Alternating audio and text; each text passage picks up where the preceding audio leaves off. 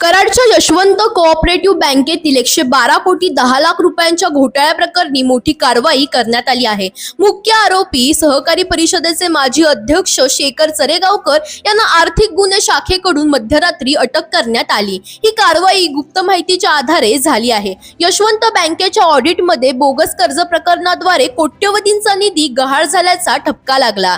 आरोप आहे की अध्यक्ष, उपाध्यक्ष, संचालक मंडळ, अधिकारी व नातेवाईकांनी बनावट कागदपत्रांच्या आधारे कर्ज वाटप, जुनी खाती बंद दाखवून नवीन कर्ज खाती उघडणे, निधीचा गैरवापर, दस्तऐवजांमध्ये फेरफार आणि ठेवीदारांची फसवणूक केली। ही गैरव्यवस्था 9 ऑगस्ट 2014 ते 31 मार्च 2025 या काळात सुरू होती। ईडीने 23 डिसेंबर 2025 रोजी छापेमारी करून कागदपत्रांची झाडाझडती केली होती। भाजपा खासदार मेधा कुलकर्णी यांनी यापूर्वी या प्रकरणावर आक्रमक भूमिका घेतली, ठेवीदारांच्या तक्रारी ऐकल्या होत्या आणि शेखर चरेगावकरांची मालमत्ता जप्त करण्याची मागणीही केली होती। त्यांनी केंद्रीय सहकार मंत्री अमित शहा यांच्याकडे सीबीआय चौकशीची मागणी केली। शेखर चरेगावकरांना न्यायालयात हजर केल्यानंतर 2 मार्च पर्यंत पोलीस कोठडी आदेश मिळाला आहे। या प्रकरणात आणखीन कोणाचे नाव समोर येते याकडे आता सगळ्यांचंच लक्ष लागलंय। दरम्यान तुम्हालाही अशाच अपडेट्स हव्या असतील तर इंडिया लीडरला फॉलो करायला विसरू नका।